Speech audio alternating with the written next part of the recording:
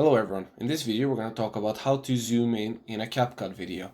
First of all, we're going to select the clip that we want to zoom in on, and then we're going to select the frame that we want to start zooming in from, and then we're going to press on to position and scale.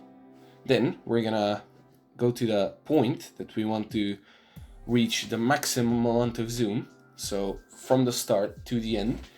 Let's say we want to zoom in on this panel right here, so we're gonna select our clip, resize it how we want the zoom to look, and just place it how we want it. Let's just do it like that. Then it's all gonna automatically add another keyframe, and then we can also add another keyframe that we want to zoom out of it, so we return back to normal. We're gonna press these two again, and then we're gonna select the clip and return it back to normal. And then we can try and see how it looks. So it zooms in onto the panel board and then it zooms out, all in those three keyframes. Anyways, that's the basics of zooming in and out in a CapCut clip. Thanks for watching, make sure to leave a like, share and subscribe, and see you in the next one. Goodbye.